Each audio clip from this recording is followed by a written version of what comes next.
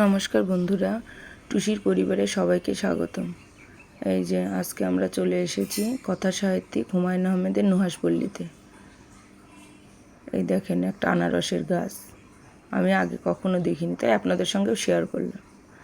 এই যে আমরা মেইন রাস্তায় নেমে একটু হেঁটে যাচ্ছি মেইন গেটের, নুহাশপল্লীর গেটের দিকে। এই 2-1 মিনিট হাঁটতে হয়। রাস্তাটা ভালো, ঠিক আজকে আমরা এসেছি বৃষ্টির কারণে রাস্তাতে একটু কাদো হয়ে আছে, চারিদিকে সবুজ, সুন্দর রাস্তাটা। এই যে গল্প করতে করতে আমরা নুহাশপল্লীর গেটে চলে এসেছি। গেট দিয়ে ঢুকতে একটা টিকিট কাটতে হয়, টিকিটের মূল্যটা তো আপনারা দেখতেই পেলেন। টিকিট কেটে আমরা ভিতরে ঢুকে পড়েছি। এখন ভিতরের পুরো ভিডিওটা আপনাদের সঙ্গে শেয়ার করছি, দেখুন। ভিতরটা অনেক সুন্দর ছিল, যেটা ছিল পানির ফোয়ারা।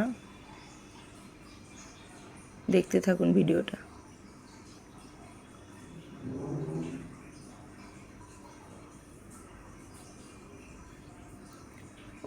গেট দিয়ে ঢুকতে ছিল সামনে, ওটা ছিল হুমায়ুন আহমেদের একটা ছবি।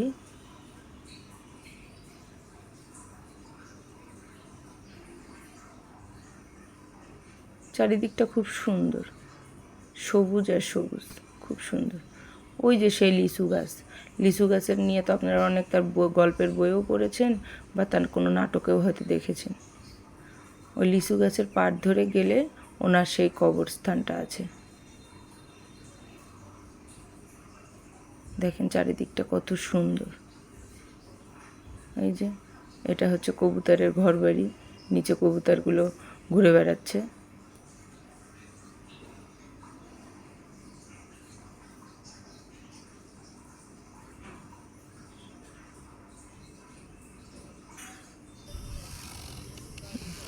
কেউ একজন দোল খাচ্ছে। মৎস্যকন্যার পাশেই আছে একটা ভূতের ছবি, কারণ ভূত বিলাস আছে তো সেই জন্য ভূতের ছবিও আছে। এই তো দেখেন সেই দিঘি, লীলাবতীর ঘাট আর কি। দিঘি নিয়ে আমি তেমন কিছু আপনাদেরকে বলবো না, কারণ এই দিঘি সম্পর্কে আপনারা তার নাটকেও দেখেছেন, গল্পের বইতেও পড়েছেন। আপনাদের সঙ্গে শুধু আমি দিঘির ভিডিওটা শেয়ার করছি, দেখুন। এই ঘাটের পাশেই ছিল একটা বিশাল কাঠগোলাপের গাছ, এত সুন্দর, অনেক গাছ ভর্তি কাঠগোলাপ ছিল, আবার নিচে অনেক কাঠগোলাপ পড়েছিল। এখানে তো তেমন লোকজনের আনাগোনা নেই, সেই জন্য নিচের অনেক কাঠগোলাপ পড়েছিল, আমরাই কুড়িয়ে নিয়েছি। খুব সুন্দর, দেখেছেন দিঘিটা কত বড়, অনেক বড়, অনেক সুন্দর, খুব সুন্দর।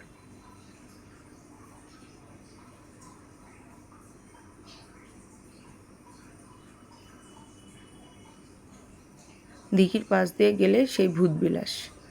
এই যে এখানে খুব বেড়ালের উৎপাত। যাই হোক, আমার ভিডিওটা ভালো লাগলে প্লিজ সাবস্ক্রাইব করুন। সবাইকে নমস্কার।